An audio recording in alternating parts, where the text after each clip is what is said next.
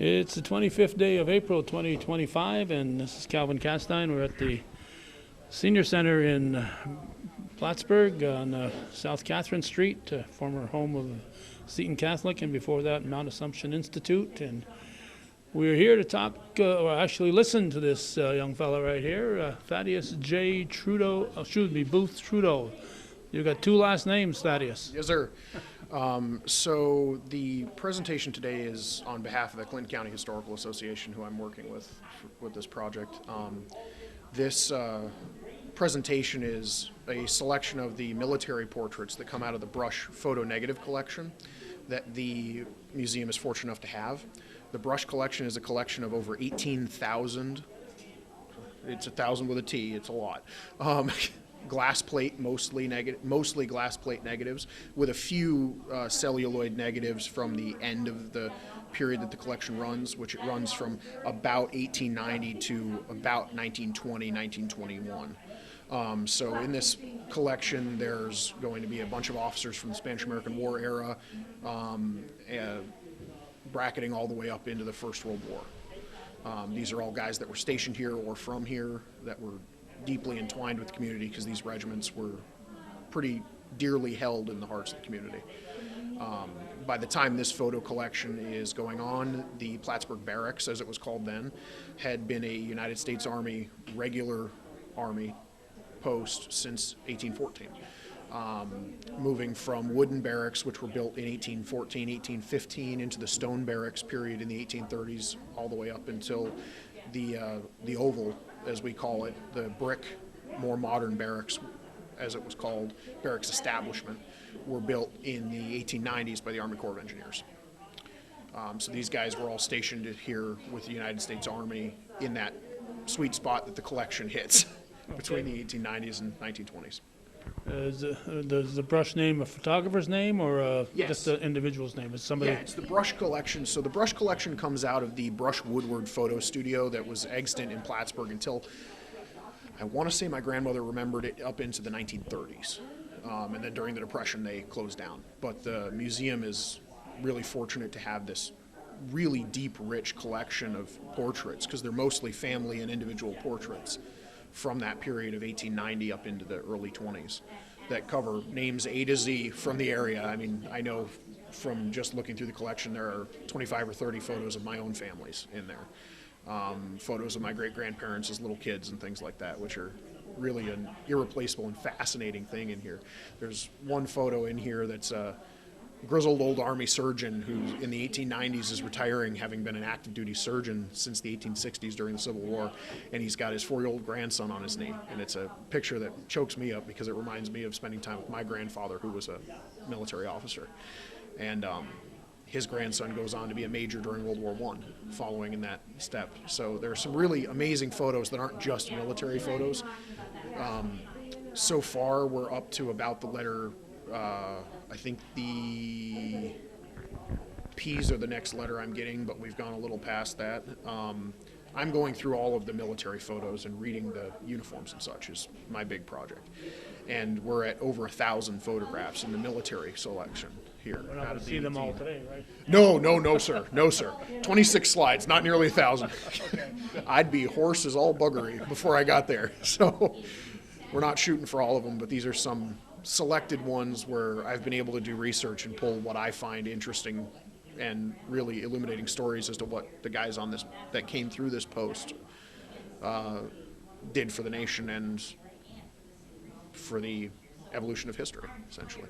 So were most of these photos identifying who was in them? A Yes. lot of times you get photos that just have a photo. For this collection, we're really fortunate to have the studio ledger books, which tell us by plate number who paid for the photo.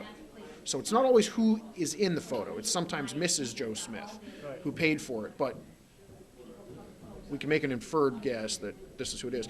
But most of these photos, the guys are paying for them themselves. So we have Colonel Adams, Captain Epstein, Private Chellis, people like that, and we have their name attached to it.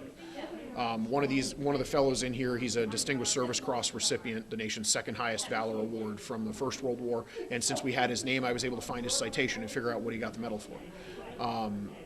There's another fellow in here that's a Medal of Honor recipient from the Civil War that got his medal in the 1890s, and he's pictured here as a brigadier general in the regular army.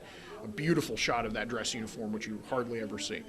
I'm a military history nerd, so there's a bit of uniform nerd stuff that's going to be going on in the presentation, as well as history nerd, and look at these amazing stories. So I try to tamp down the uniform nerd bit because that can be a bit in the weeds for most people, but Want to keep their interest. and it's more important to bring the stories that these guys were involved in back into the understanding of the public, because this city being an army town is really mostly out of living memory, because the army is gone from Plattsburgh. The 26th Infantry departs in January or February of 1941, and they're the last unit permanently stationed here. We then have a couple of combat engineer battalions stationed here for training in 42 and 43. And then this is a naval station for a year and a half, doing basic classroom training for newly enlisted seamen in the Navy. And then it's an Army Air Corps convalescent hospital for, if my memory serves me correctly, right about a year. And then it's Champlain College, and then the Air Force comes in. And the Air Force was here from the 50s into 1995. So that's the living memory understanding of Plattsburgh as a base town and as a military town. It's not as an army town, even though it was an army town for well over a century. Yeah, and in 1939 they had the maneuvers here. Right. The maneuvers which doubled the population of Clinton County overnight by bringing 54,000 troops here. I wrote an article about that for the museum a couple of years ago, and just the logistics involved in feeding those guys, how much stuff they brought in, how much they bought from the Bouillet and Lombardoni companies here in town. It was a huge deal. My grandmother remembered it clearly. My grandfather remembered it clearly. My great-uncle remembers it clearly. Their dads were World War I veterans, so they took them out to see what was going on. My mother's father's father, so that great-grandfather, he was a World War I vet that served with the 26th Division in France, and so he took his kids out to meet some of the officers of the 26th, camped out in, I think it was Morrisonville. So yeah, this was very much an army town for a very long time, and I just find that worth remembering and explaining some of that history. Okay, so I would assume this is the first of more to come. This series you're presenting today. I'm working on another project looking at the relationship between the barracks and the city of Plattsburgh and how they got along, because a lot of times there's friction, but here there seems to have been a lot less. Partially because they were here for so long, everybody just kind of got used to it, and it was just a buzz in the back of the head instead of something hitting them in the forehead. But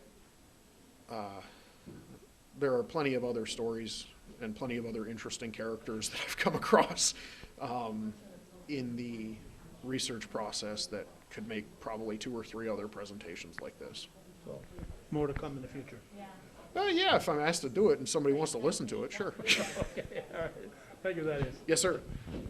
Everybody, this is an incredible piece of our history.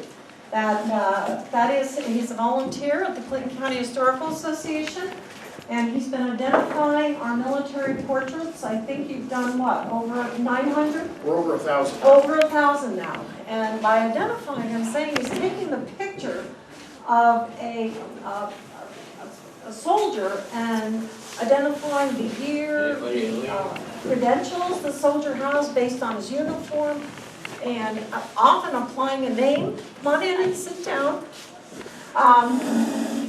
And often applying a name, because the names we have are really only of the people who purchased the photo. So he's done a lot of research, and you'll see it up today. So I'll turn it over to you, Thaddeus. You can say anything else you want to about your experience and yourself. So my name is Thaddeus Trudo. I'm from here in Plattsburgh.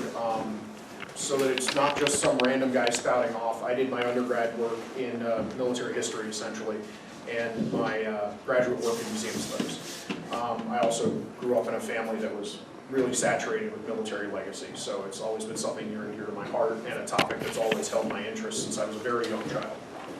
So,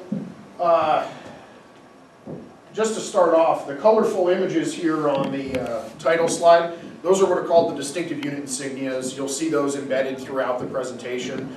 To add a little bit of color, all the photos are black and white. They're from a period of 1890 up into about 1920. They were taken as mostly studio portraits by the Brush Woodward studio that was active here in Plattsburgh from that period in the 1890s up into the 1930s. This collection that we have at the Historical Society, it includes approximately 18,000 negatives. Most of them are glass plate negatives, so where instead of film you had a glass plate with the emulsion on it, and they really produce some beautiful scanned images with real exceptional clarity to them. Others are celluloid, which unfortunately there's a lot more degradation with because that doesn't last as well. That was coming in at the end of this period. So these photos show guys that were stationed here, guys that came through here for training, guys that were from here that joined the military and had their photos taken. Troops from the regular army, troops from probably National Guard, and from all through that period from the 1890s into the 1920s. So that's enough me bloviating without any exact topic. We'll move to our first fellow. So over here on the right, this is Colonel Henry H. Adams of the 5th United States Infantry. He's the colonel that leads that regiment here. They're coming home from 3 years in the Philippines when they're stationed here in 1903. The regiment is stationed here until 1914 when they're redeployed to the Panama Canal Zone. But Colonel Adams is their first commander here in Plattsburgh. When he comes here in 1903, he's been on active duty since 1862. Colonel Adams started off as a private in the, I believe it was the 92nd Ohio Volunteer Infantry during the American Civil War. In 1866, he's commissioned as a second lieutenant in the regular army, showing that he obviously knows what he's doing because the Army doesn't want to lose his talent and ability. He serves with distinction throughout Reconstruction in the South during some of the worst and hardest duty that the United States Army has seen in a very long time. It's counterinsurgency warfare on American soil. No soldier ever wants to do that. Moves up through the ranks and leads the 5th Infantry home from the Philippines, where he commanded them. Now, part of that clarity, how I mentioned how clear the glass plates are, if you look right here on Colonel Adams, you can see how the skin isn't quite the way it would usually sit. It's got some crinkle to it right here. That's the scar left from his wound during the Battle of Bentonville during the American Civil War. Colonel Adams took a mini ball that skimmed right under his jaw and grazed his shoulder. Thankfully, he survived. But he's still on active duty. Again, with the clarity, we can very clearly see these two badges on his chest. These aren't military medals. In this period, the military only has about 3 medals. 2 campaign medals from the Spanish-American War and the Philippine War, and the Medal of Honor. Well, he doesn't have either of those. The badge to your right is the Grand Army of the Republic badge. He's a member of the biggest veterans association in the country at the time, Civil War veterans. And the smaller badge on the interior is the Military Order of the Loyal Legion of the United States. Think the Society of Cincinnati, but for Civil War officers, or Hereditary Officers Association. Colonel Adams' service also comes to an end here at Plattsburgh Barracks. In 1905, he is promoted to Brigadier General as a mark of his nation's esteem and thanks, and placed on the retired list after 41 years of active duty serving the colors of the United States. He retired in 1905, having been on active duty since 1862. This photo here is Colonel Adams in the 1902 General Officer's everyday dress uniform. So it's a really poignant spot that he ends his career here at one of the oldest military posts active in the United States at the time. Plattsburgh Barracks having been an active duty post since 1814. Next fellow we'll talk about is Major John Bartolf, Surgeon, United States Army. He's another Civil War vet. This photo is from about 1894. He's been on active duty since 1862. He's seen the worst that a combat medicine doctor can. He's seen hell in conventional warfare as a surgeon during the 1860s. He served as a regimental surgeon for, I believe it was the 123rd New York Volunteers, but I know it was a New York regiment. I'm not great with numbers, that's why I went for history. And he ends his career too, retiring in 1894 as a major in the medical corps. Now, that leads us to one of my favorite pictures. This is Major Bartolf with his grandson Jack. Now, take a look at that photo. That doesn't look to me like a really posed photo of the two. That looks like he's just sitting on Grandpa's lap. They're very comfortable with each other. They're not, their faces don't look forced. And when you look at the Major's face here, that grandson of his is obviously the center of his world at that minute. And I just find it a really compelling picture because it reminds me of time with my grandfather, who was a military officer. This little boy here follows his grandfather's footsteps. He winds up serving as a major during the First World War. This also is another example of that exceptional photo clarity where you can see the insignia on his epaulets so clearly, the MD in Gothic script for medical department and his major's oak leaves. So it's a dual-use photo. Next fellow we have, electrician's mate 3rd class and radio operator W.E. McGee. He served as one of the Navy's very earliest radio operators during the First World War. If you look at this cluster of lightning bolts here on his sleeve, that's the mark of a naval radio operator, the rating badge for it. He serves aboard the battleship pre-dreadnought USS Vermont, which you can see a picture of there. It was serving mainly as a training ship, but it also had the kind of odd but interesting duty that in 1919, when the Chilean ambassador to the United States died, the battleship Vermont was sent to bring his remains home with a 2-destroyer escort.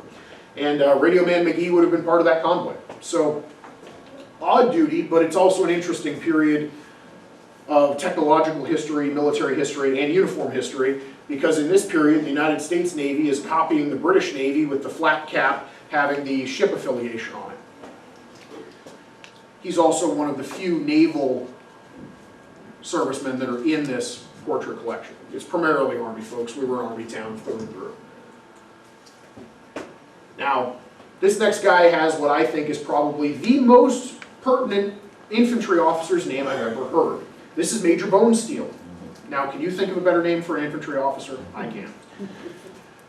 He's West Point, class of 1876, and he serves until he unfortunately dies on his way home from the Philippines in the early 1900s. But Major Bonesteel's legacy goes a lot further than that. His son was born while he and his wife were stationed here at Plattsburgh Barracks. His son goes to West Point and finishes his career as a Major General. But that's not the end of it either. All 3 of Major Bonesteel's grandsons also went to West Point. The lowest ranking of them retired as a full colonel and was a military aide at the Potsdam Conference for the end of the Second World War. His middle ranking grandson retired as a lieutenant general in the United States Air Force. His grandfather never saw anything fly other than rounds and birds. And he was the commander-in-chief of Continental Air Command, the air defense for the entirety of North America. That leaves us with his 3rd grandson. His 3rd grandson, who was also born here in Plattsburgh, when his father, the one that retired as a Major General, was stationed here, retired as a full 4-star general commanding the 8th United States Army, the forces in Korea in 1969. He was also the one to propose the 38th parallel as the Korean border in the conferences, figuring out what was going to happen with everything at the end of the Second World War. So both he and his cousin wound up at the big conferences at the end of World War II. Between grandfather, son, and 3 grandsons, this family rendered over 150 years of active duty service to the nation. Now, I think that's a hell of a legacy and something that the Major probably is quite proud of.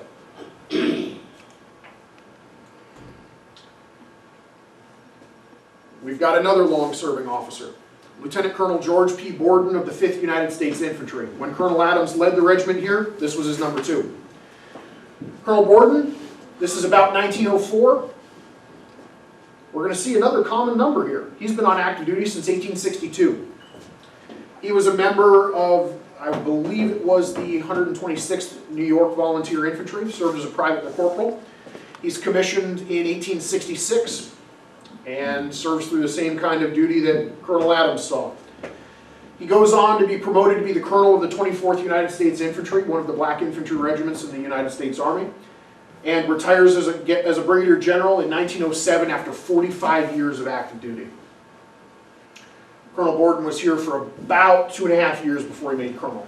He's also a member of the Military Order of the Loyal Legion, and this is an absolutely beautiful photo of an officer in full 1902 dress uniform. They should go back to that uniform.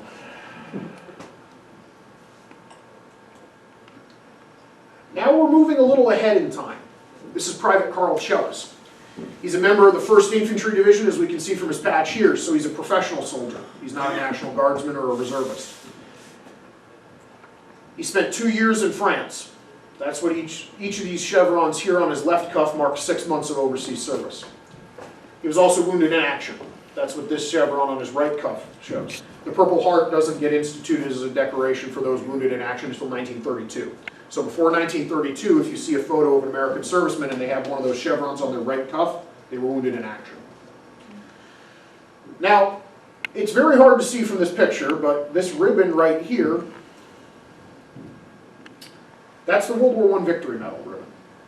And on it, you got to zoom way in for it, and it's very hard to show that without it being extremely pixelated on the screen. He's got 3 campaign stars and a silver citation star. That silver citation star, also in 1932, will be turned into a medal, the Silver Star, our nation's 3rd highest gallantry award for those cited for gallantry in action by their commanding officers. The cord that you see around his arm, under it and over it, that's the Croix de Guerre. That's the cord that indicates that his unit was awarded the French Croix de Guerre. The 2 cords being out over his arm means that he was a member of that unit during the action it was awarded for. Private Chellis is a fairly highly decorated soldier here. He's wearing a standard 1917 uniform with puttees and 1912 marching shoes, which are out of frame to zoom it in to see it. And it is my belief that he was stationed here just after the war with one of the regiments that cycled through here. But I can't exactly be sure because his collar brass doesn't tell me which unit he was. He's wearing wartime ones which don't have the regiment number, unfortunately. So this is one of the largest beards in the collection, as well as another one of our long-serving Civil War veterans. This is Major John N. Coe of the 21st Infantry. He enlisted as a private on April 14th, 1862. We just passed his anniversary in service, in the 11th United States Infantry. What's notable about him is he didn't enlist in state volunteer troops. He enlisted in the regular U.S. Army. There were a lot less of them. He serves as a private, a corporal, a sergeant, a first sergeant, and then he's bumped up to regimental non-commissioned officer staff as the regimental quartermaster and regimental commissary sergeant. So in that role, he's in charge of the food and equipment, NCO side, for 3 battalions of troops. At this time, that's about 1,500 men that he's responsible for the NCO staff portion of making sure they're fed, equipped, and clothed. So the Army obviously figured they couldn't lose him. March 15th, again, we just passed that, well, a month ago. 1865, he's commissioned as a 2nd lieutenant. He serves with distinction during Reconstruction operations in the former Confederate States, and during the Indian Wars, he commands the company he was assigned to during the Civil War for 25 years as a captain. One has to remember, advancement is glacially slow in the United States Army in this period. It's tiny. The U.S. Army in this period has gone down from about 1.5 million men in uniform when the Civil War ends to about 100,000 within a couple of years, and the government keeps whittling away to cut costs to the point where by the time we get into the Spanish-American War, you're looking at no more than 100,000 officers and men in the United States Army, and if my memory serves me, it's down closer to 75 or 80,000 men, with only a small fraction of them being officers. He makes major in 1896 and is assigned to the 21st United States Infantry here at Plattsburgh Barracks. He helps lead the regiment on its deployment to the Spanish-American War in April of 1898. They first deploy down to Tampa in Florida while the military tries to figure out, okay, we've got all these guys here in Tampa, how are we getting them to Cuba? Because we kind of got out over our skis a little bit. We went to war with the Spaniards, but we couldn't get to them. Kind of an interesting problem. Anyway, the ships get arranged and they wind up in Cuba. Major Coe doesn't stay there long. He picks up malaria and has to be sent home on sick furlough. Obviously that malaria doesn't stand him in good stead because in 1899 he makes lieutenant colonel finally. He's been an officer since 1865. He's only made officer level 5 in 1899. Not because he's an incompetent officer, he's a very competent man, but because somebody has to die, get promoted, or quit for you to get promoted. He retires as the Lieutenant Colonel of the 13th Infantry after 37 years of active duty due to recurring malaria. Now, thankfully, that doesn't kill Major Coe. He has 10, 15 years of retirement before he dies surrounded by his family in Maine in the early 1900s. Having spent 37 years of his life traipsing around with the United States Army, that was a pretty well-earned retirement because they weren't flying in those days. He was in the infantry. They were hoofing it. Now, this is another facet.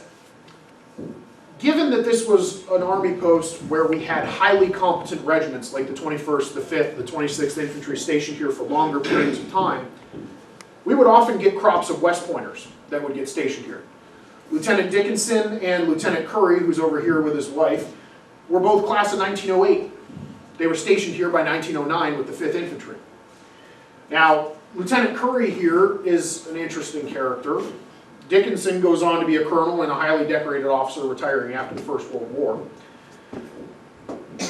But Lieutenant Curry there goes on to retire as a Major General in the United States Army Air Corps. Within 2 years of this photograph being taken, he goes to pilot training. He serves as a pilot during the First World War.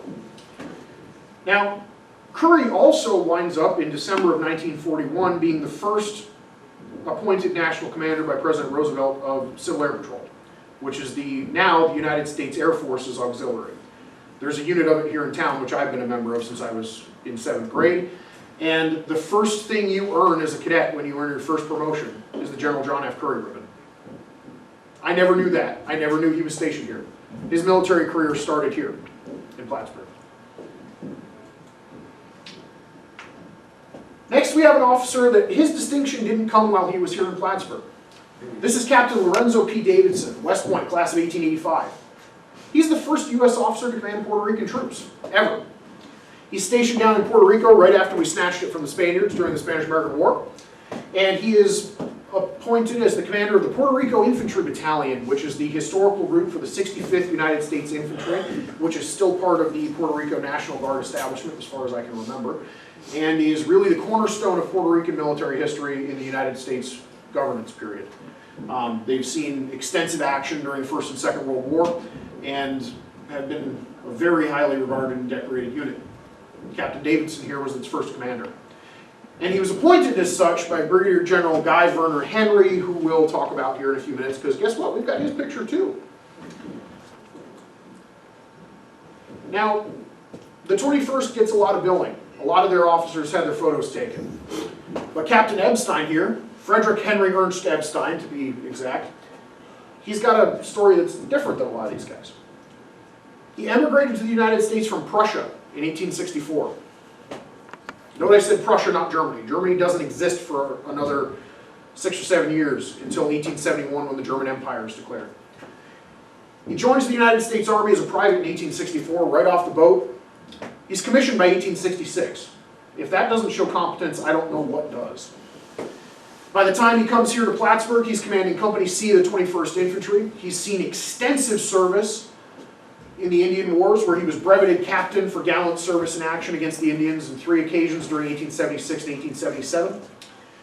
He is tapped to be a lecturer here in Plattsburgh and gives a series of 3 to 5 lectures. I can't really pin down the number, but from the newspapers I can tell that much. Lectures on the 21st's involvement in the Indian Wars campaigns. He leads his company down to Cuba. And there are some fascinating photos in another photo album in our collection at the museum that shows the physical effects of the campaign on these officers. Their faces are drawn, they've lost significant weight, their cheeks are hollow, their eyes are sunken. Tropical disease is obviously running rampant through this regiment. And we know that to be the case. The 21st had nearly half of its members sick at some point during the deployment, out of 700 men that left from Plattsburgh. He's also the officer that leads them marching back to the barracks when they arrive at the train station in September of 1898, coming home from the victorious campaign. He retires as a major in the 19th Infantry, having been promoted the next year in 1899 after 35 years of active duty.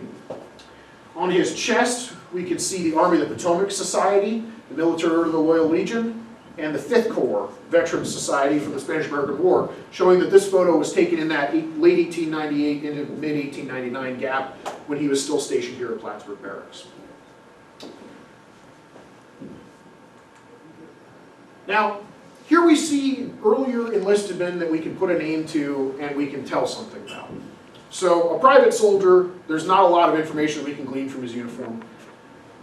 And this guy's uniform doesn't have a lot on it. 3 chevrons and a circle. His coat's dark blue, about the color of the background of my tie, a little darker maybe. And those chevrons and circle are white. That's the branch color of infantry in this period. It was white for a little while before it went back to the sky blue it always had been. Color Sergeant Gallagher, that's his title. A color sergeant, there's 2 in any regiment. And they have a very, very specific job. Their duty in combat is the protection of the regiment's colors, the regiment's honor, the regiment's history, the regiment's heritage. More medals of honor were issued during the American Civil War for fighting over, capturing, or defending a unit's colors than for any other single type of action. That's Gallagher's job, the defense of those colors in action. But what's his non-combat job? His non-combat job is to basically be the keeper of the flame of the regimental legacy. A color sergeant is the oral historian, the guy that can tell the story of the regiment, that knows of its triumphs, its tragedies, its missteps, and its good steps. They're the ones that pass down to the next generation of troops coming into the regiment. What is the tradition you are taking on when you put on the cap badge of the 21st Infantry? What does it mean to be a member of the President's Own, a title that the 21st earned here by interaction with President Teddy Roosevelt and President McKinley through their time at Hotel Champlain? They're disciplinarians. They're counselors both to the officers and to the enlisted, helping them figure out what they should be doing, what they shouldn't be doing, and how to deal with it if one of the other wrongs is going on. This photo has another facet though. His wife's in it. Duh, kind of obvious looking at the picture, right? But when you think about it, this photo was taken in the 1890s. To be a color sergeant, there are virtually none that have seen less than 20 years of active duty in the regular Army. You need to be an old line NCO that's been there forever, that knows where all the bodies are hidden, that knows the skeletons in the closet, and knows the funny stories too, to get that job. You have to be exceptionally deeply trusted by the regimental command staff, from your own experience and from their understanding of your ability. So he's probably been in the Army for closer to 30 years than not. He's probably a Civil War veteran. There's nothing on his uniform that says that for sure, and I haven't found anything that does. But it's a logical deduction based on his rank. So that means that they've probably been married since he was fairly young. They've probably been married since around the Civil War era. That means that she's been in charge of moving that household 7 times when the regiment changes base between the end of the Civil War and when this photo is taken here in Plattsburgh. Now I have to move in front of people. Sorry, I have to read my notes to get these right. No problem. In that time, they've gone across postings in Idaho, Oregon, Arizona, Nebraska, Texas, California, Washington, and New York. All of those stations, the New York one is here, obviously, but all of those stations are places that Mrs. Gallagher and Color Sergeant Gallagher would have had to move their family and uproot themselves between. The classic thing about military families having to move all over the place, it's not new. And we've got some evidence of it here in this photo. This is the only photo that I've seen in the 1,000 plus that have been gone over that shows a color sergeant of the United States Army. Part of that's because some of them didn't have their photo made, part of that's because there's only ever 2 in any regiment. We have another enlistment here, Private Graff. We don't have his first name. That's how he put it down in the Brush Studio ledger. He's a private in Company B of the 5th United States Infantry. This photo dates to about 1905, 1906. Take a look at his cuffs. See those 4 service stripes? Those service stripes nowadays, when you see them on a uniform, mean 3 years. In this period, they mean 5. Private Graff's a 20-year man minimum in the United States Army. He's been in somewhere between 20 and 25 years on active duty. That puts him having started his career at about 1885. As a constabulary force out on the frontier, he's now seen the United States Army turn into a global force, seeing action in the Philippines, as shown by the medal and ribbon that he bears on his chest. That's part of how you can date it to 1905. That's when the Philippine Campaign Medal came out. He's an expert rifleman, multiple years over, and he's the backbone of the Army, the long service enlisted man. He's got experience, He knows what's going on, and he knows his job. This is probably one of the clearest photos in the collection that I've seen so far. He is sitting ramrod straight and stock still. There is no blur in this photo. That he knows how to stand at attention, folks. 20 years will do that.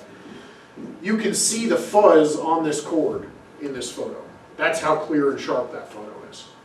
It's really an exceptional example of glass plate negative photography, along with being a great picture of the 1902 dress uniform. Whoop, that's not a button I meant. That's the button I was after. There we go. We have another World War I enlistment, Private Paul Gusky. He's got 2 gold overseas service chevrons on his left cuff. That's a year of overseas time.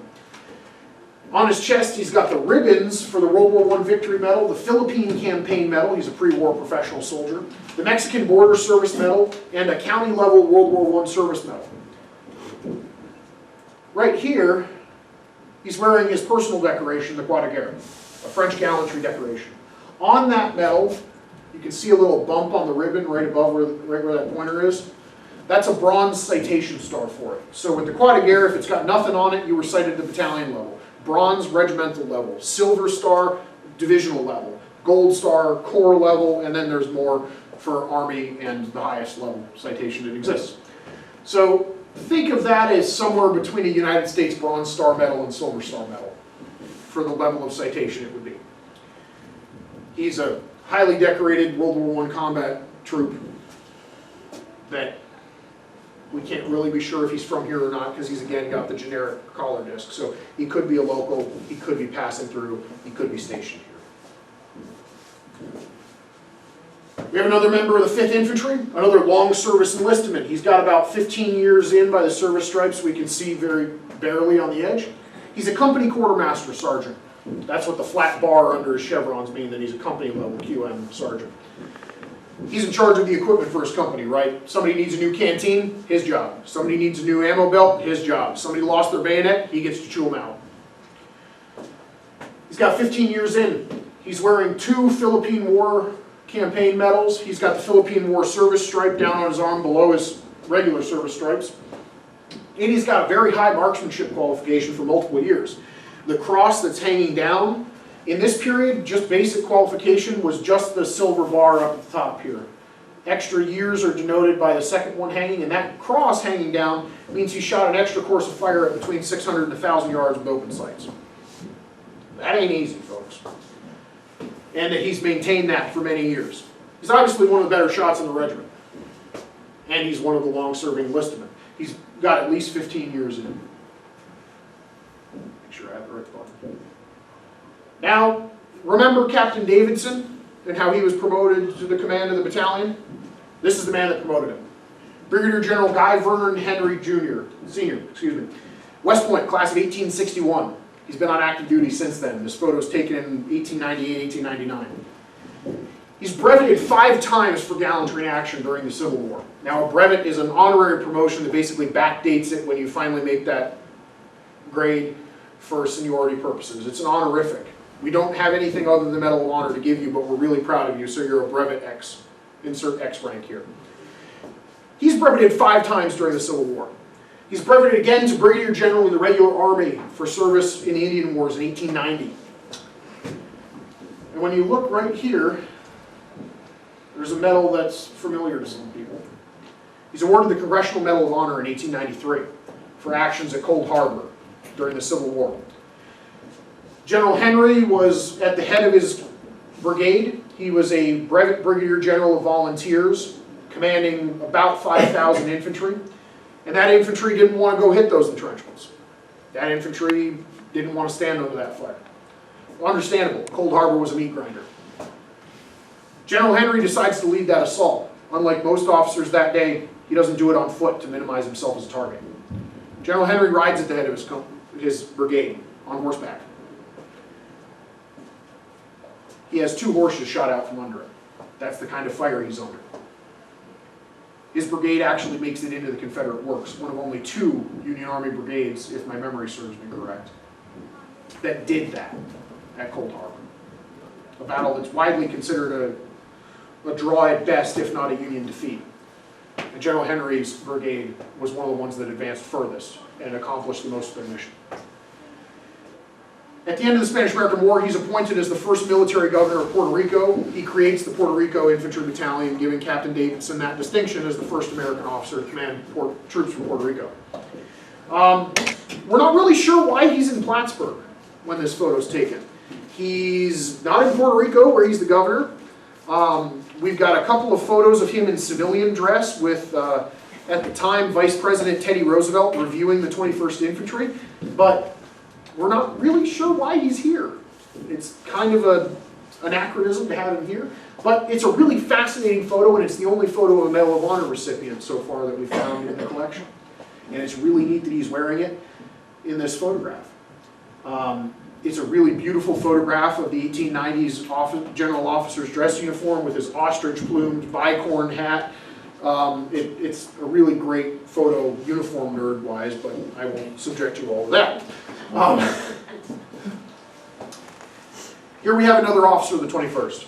This is the man that led the 21st here in either 1892, 1894, where the newspapers disagree. This is Colonel Horace Jewett. Now, he's the first one to reside in the commander's residence on the Oval, the big single-family house in Officers Row. He's the first one whose house it was, he and his wife. He becomes a pillar of Army-civilian relations here in Plattsburgh. There's some great newspaper coverage from the Christmas of 1895 where the Post is holding a big Christmas dance for everybody to go to from the local community because they have a large drill hall to hold that sort of thing in. And he and his wife specifically set up and take care of and do a whole children's party and take care of the kids of the community in the Post so that their parents can go have a good time up in the command building at the head of the Oval during all that. He's breveted captain and then major, so he's breveted twice for gallantry in action during the American Civil War. He's been on active duty since 1861, when he's stationed here in the 1890s. He winds up completing 31 years of active duty service and ends his service as a full colonel. Colonel Jewett unfortunately died a day before his retirement was to take effect while he was stationed here at Plattsburgh Barracks. And it's really an amazing mark of the esteem of the community for the man that when he died, 5,000 people of Plattsburgh in 1896 turned out for his funeral at the Post Cemetery. He was later moved, and he and his wife were buried at the West Point Cemetery down in Highland Falls. But Colonel Jewett was the first one to live in that commander's residence. He's a member of the Military Order of the Loyal Legion of the United States, that Civil War Order of the Society of Cincinnati. As we can tell by the badge he's got very proudly on his chest. And this is a great photo of the 1889 officer's dress frock. But Colonel Jewett is really one of the more poignant characters here because of his relation to the children of the community and how his service ends. Now, I'm going to read this because it's probably hard to see from back there, but I think it's important to have the entire citation here.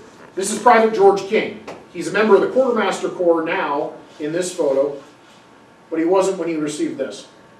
This is another great example of the clarity of the glass plates. You can read the For Valor scroll that is the diagonals underneath the arms of the cross here.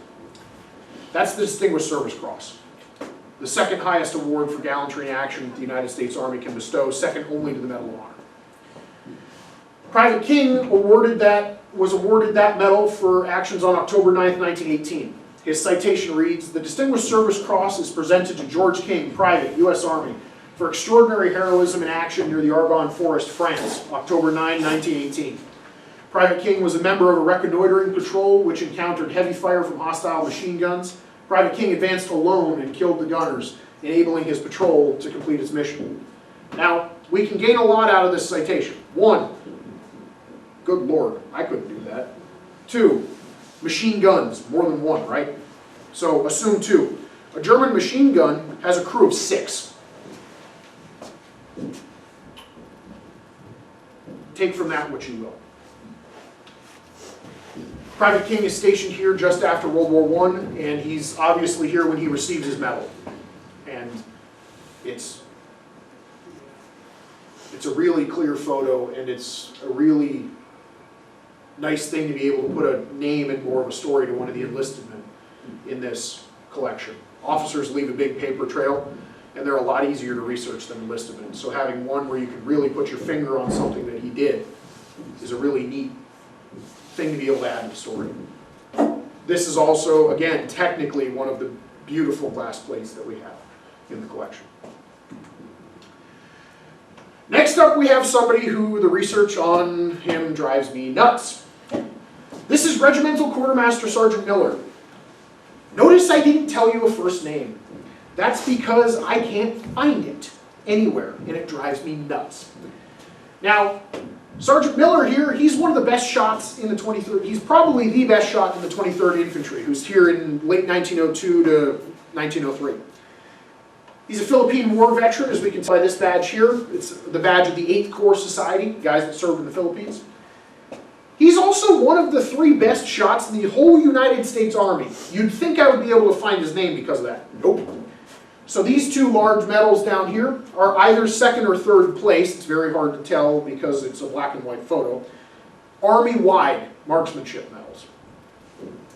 The 2 right above those, on the outside here and here, those are Army Department level first prize shooting competition badges. So he's the best shot in the Department of the East. That's a big deal. In the middle is what's called a Distinguished Rifleman's Badge. That's something that they've been issued since 1885 to people that score a certain level of excellence in competition. Only about 2,600 of them have been awarded to this day from 1885. He's one of them. That's a big deal. He's also got that extra cross, so considering he's that much of an exemplary marksman, shooting a little bit more at 600 to 1,000 yards during qual, okay, yeah, that's easy, got it, move on. And now we find the really odd thing. That medal there. Now, anybody that knows U.S. medals knows we don't really do that bar above the medal, right? We don't do that. That's because it's a Canadian medal. Specifically, it's the Canadian 1885 Northwest Canada Medal. The first medal issued by Canada for service in Canada. The first Canadian medal that was not issued for imperial service under British command. And he's got it. Now, 5,650 of them were issued. The Canadian Government Archives has the list of all of them. There were 20 guys named Miller that got it. Yeah, you can see why this is driving me nuts now, can't you? He's one of 20. And if I could find a first name to associate him with, I could figure out who he is, where he's from. Virtually all of those 5,650 men were members of Canadian militia, so they were Canadian natives. So he's obviously a Canadian native that's done decades of service in the United States Army, is one of the absolute best shots in the United States Army. By newspaper coverage that I've found from when he was stationed here in Plattsburgh, he's going to the international military rifle matches, meaning he's one of the best military rifle shots in the world. And can I still find his first name? No. I really want to, though, because he's obviously got a fascinating story. And because we have his picture in the collection, so it'd be nice to be able to actually give him his full name. But at least we can give him his full title. He is the regimental NCO that, on top of being able to shoot the wings off and fly it farther than I could even conceive of, is in charge of supply to the entire regiment as an NCO. I'll read this one too and explain it. This is Colonel Edward Mole. He leads the 15th Infantry to Plattsburgh Barracks in 1900 in January. He leads them out again in July of 1900. January of 1900, excuse me. They're only here for 7 months. But you see that golden dragon, that Chinese dragon on the insignia of the 15th? Colonel Mole was the start of them earning that. In July of 1900, the regiment gets orders. They're to deploy to Peking, modern-day Beijing, in China, as part of the response to the Boxer Rebellion. Within 3 days, Colonel Mole has that entire regiment on trains to San Francisco to get on transport ships to head to China. He's been on active duty since 1861, in 1900. He was brevetted major for gallant and distinguished service at the Battle of Spotsylvania Courthouse and in the campaign before Richmond, brevet lieutenant colonel for gallant service at Petersburg, brevet colonel of volunteers for gallant meritorious service during the war. So he's breveted 3 times. He would have received several medals in the modern era. He served as aide-de-camp and then assistant adjutant general, so direct staff close by, working with Major General Gibbon, a divisional commander, and then 24th Corps commander in the Union Army. He was with General Gibbon when General Gibbon was nearly killed receiving Pickett's charge at Gettysburg. And as part of Gibbon's duties, Colonel Mole was part of organizing the logistics of the surrender of General Lee's army at Appomattox Courthouse in April of 1865. We just passed the 160th anniversary of when Colonel Mole would have watched the Army of Northern Virginia lay its arms down. He's still on active duty here in 1900. He leads the regiment to Peking.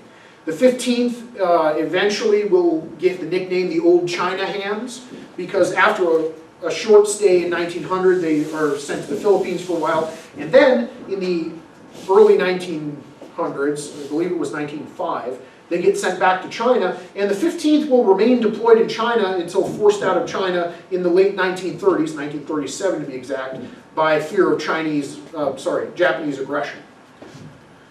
The 15th still exists to this day. After they're forced out of China, they get redeployed, and one of the most famous members of the 15th Infantry is Audie Murphy, who was a member of the 15th in the Italian campaign of World War II. Next we come to the last colonel we're going to see in all this, Colonel Charles G. Morton. He's the last commander of the 5th U.S. Infantry here in Plattsburgh, and he leads that regiment down to the Panama Canal Zone in 1914 when they're redeployed. He's West Point class of 1883. He only commands here for about a year and a half before the regiment's redeployed. But he goes on to command the 29th Infantry Division as a Major General during the First World War. The 29th is an interesting division. It's kind of a unity division. It's called Blue and Gray Division, as you can see by their division patch down here. It's a division from Virginia, Pennsylvania, Maryland, and Delaware National Guard, both sides of the Mason-Dixon line. And it was specifically done as a unity unit because the Civil War is still in living memory when the First World War kicks off. This photo is taken on what I believe to be the back steps of the commander's residence on the barracks.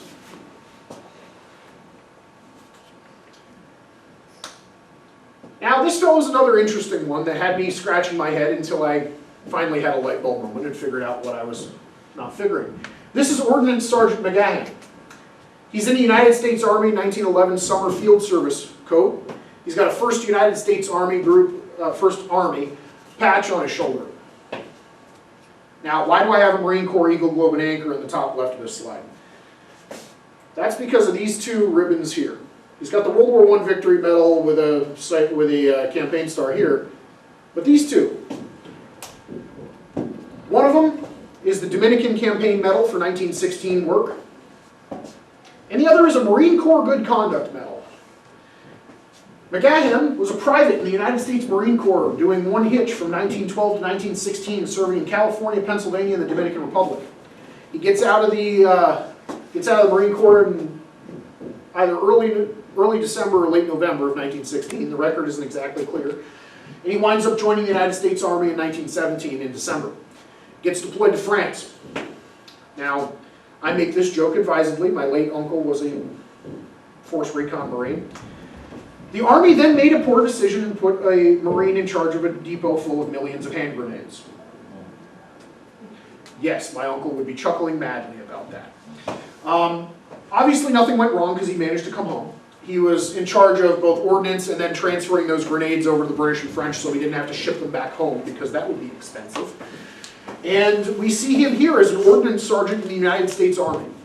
He's one of the very few two-service men that we've ever seen in this collection, and to date, with over 1,000 military portraits and well over halfway through the alphabet, he's the only United States Marine in the entire collection.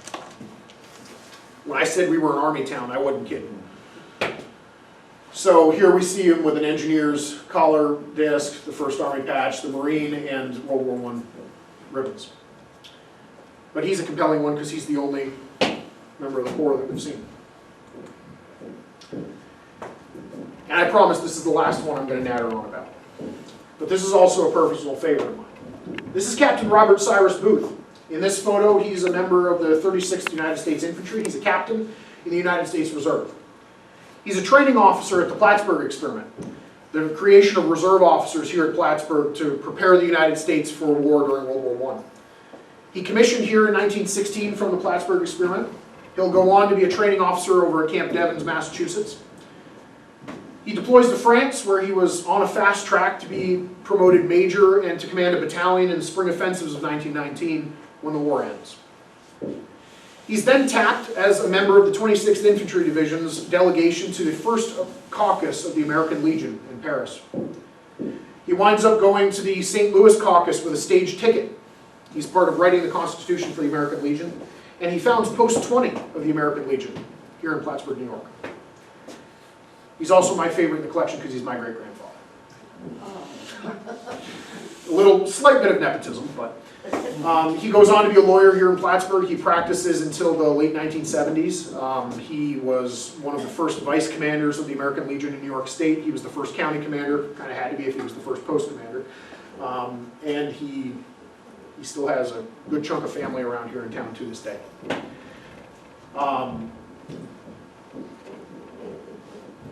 And I'm not sure what more to say without being swelled-headed about my own great-grandfather. So for...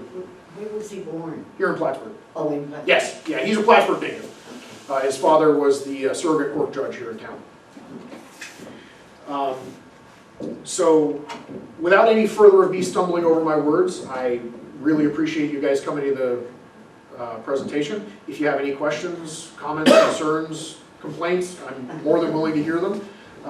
Thank you very much for your time, and I'll hush up and move on into that section. So thank you very much.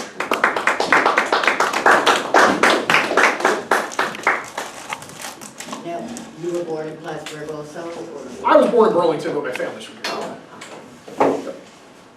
Thank you for your knowledge. This is wonderful. Of course. I'm glad you included some women. I'm a former military wife, and I can vouch for Yeah. moving around. Yeah. Yeah. One of my best friends, his dad was a career naval officer, and he was in 8 different schools. So. Yeah. This is my 35th move up here. Cool. 17 of them were in the service. Wow. Yeah. You learn to be very independent. Yeah. Well, I'd imagine you and Mrs. Gallagher have something in common then. I think so. I would have loved to go up to it there. Well, all of these people would have fascinating stories. Oh, absolutely. They really would. Absolutely. Just the different pieces of the country and how different the country was when they saw it, right? I mean, even outside of the military experience, she and her husband spent so much time out west and in the Southwest during a period when it was barely developed and barely heavily settled by Europeans. It's really a fascinating period. Well, of the different plaques on the base, on the old base, what is the earliest time that the Army came into here? So the earliest Army occupation in Plattsburgh, cantonment was 12 to 13, right? The winter of 12 to 13, 1812? Yeah, Right, yeah. 18, So- right after the Battle of Plattsburgh, yeah. Well, Pike's cantonment was here. Colonel Zebulon Pike camped his troops, Mini Valley Forge, a whole presentation that I'm not qualified to give. Well, I haven't done the research for. They were here during the winter of 1812 to 1813, so that's really the start of a continuous U.S. military presence at Plattsburgh that, with a short gap between 1946 and 1954, lasts until 1995. When the base closed here in 95, it had essentially been 180 years of constant U.S. military presence here at Plattsburgh. Other than the Plattsburgh Barracks post, when the Air Force Base closed here, the oldest military post continuously in operation was West Point, in continuous operation since 1802. The Army was here constantly from 1814 until 1943. There was a period where there was only one guy, an ordnance sergeant, to make sure nobody was squatting in the barracks buildings, but other than that, there was infantry or artillery here, and there was, for a short period in 1917, the 2nd United States Cavalry was split between here and 40th and Allen, over in Burlington. What happened in 43 to 50, whatever that is? So in 1943, we had those 2 combat engineer battalions doing training here, and for those that don't know, Macomb State Park was the Macomb Training Reservation. That was Army property for maneuvers and such. So they were doing their training before deploying to North Africa. And once they moved out, the Navy took it over as Camp McDonough for about 1.5 years. And it was used as a mainly classroom basic training base for enlisted men. There's actually a really neat photo from a social engagement at the college from a recruiting handbill for them, for the college for 1944, that shows some of those guys at a social event at the college.